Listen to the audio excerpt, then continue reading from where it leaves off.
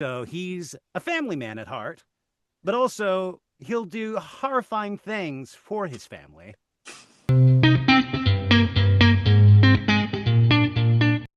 It is wonderful today to be speaking with Christopher Guerrero and Sarah Wiedenheft, the voice cast behind Overlord, the Sacred Kingdom. Thank you so much for the time for you both. I really appreciate it. Thanks for having Absolutely. us. Oh, this is a pleasure because the characters, it's incredible. This was my first introduction to Overlord, I confess. I am new to the kingdom. But it really is a remarkable story. What is it that excites you to be a part of the franchise? Um, the fact that because I didn't know what to expect from the franchise when I first started working on this way back in season one. I think it came out in 2014, but as I've gone along, I can say definitely my things to look forward to. Every time I go into the booth to record for this character, it's like, what's he got scheming this time? What's going on? Because with Ains, if you're not familiar with the series, he'll have a plan sometimes, and sometimes that plan turns into a big mess, which actually turns into a big success unknowingly. So Mm. he's a character that is consistently failing upwards. It's amazing. I this was my first introduction to the series. Was this movie, but I'd heard such good things about the series. So I was excited to get just a little peek into the worlds, and now it has made me want to jump start my journey from episode one. It really is a remarkable world to play Mm. in. It just I can only imagine your excitement for this, and Mm. um I wondered for you both. How you feel about Lord Ains? I mean, Christopher, you have a unique relationship with the character. You are the character. You've created this character. And Sarah, this is your first time engaging Mm. him because he is such a unique, sort of powerful leader. He Yeah. seems all good, and yet he's certainly not always. I mean, he carries himself with integrity, but there's a Mm. brutality to him. I'm so sorry. ADD just carried me away. How do I feel about that character? About Yes. Lord Ains? I I fell in love with him. I first of all, I love skeletons and liches, and his whole personality is just so incredible.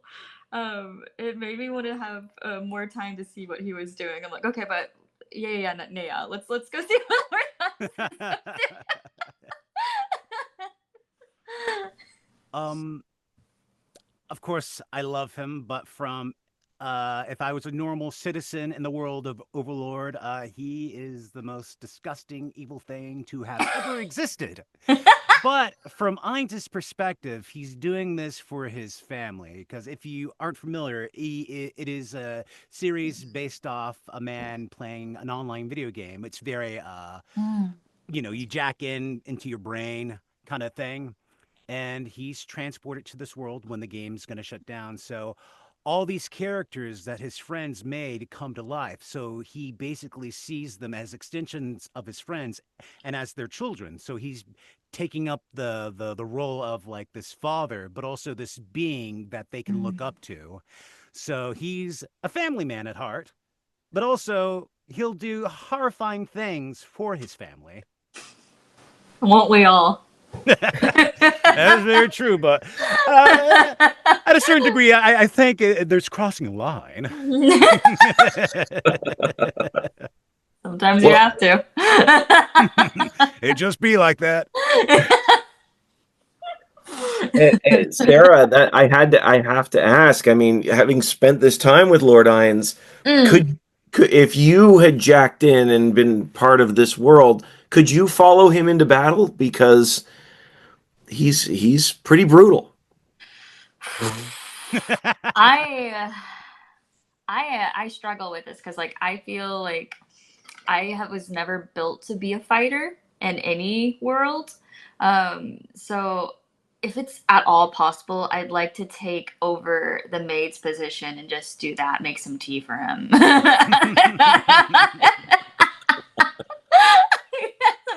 If I have to, I will, but I'm not the best one to put on. Anyway, you should have seen me trying to do a bow and arrow at the Renfest. It was not good. I got somewhere around the square, so that's something. I'm an embarrassment to my character. Is what I'm trying to get at. It's okay. Neia just has to fire into the dark, as we see in this particular. It's just a fire in the dark. She does, but she's still does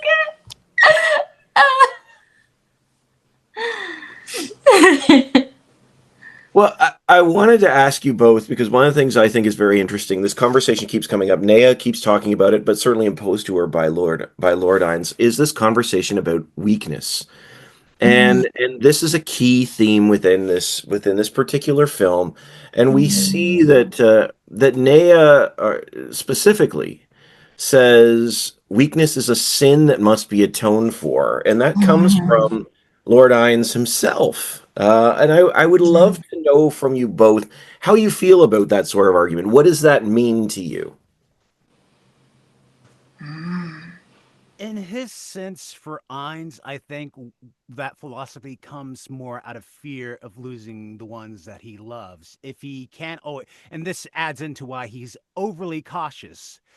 Because honestly, if he didn't like always tiptoe around things, just to be sure there's no traps laid ahead in the future, because he's drawing this a lot from his own video game experience and like how they would lay traps or like listen in to your conversations. So it is a fear of jeopardizing his family.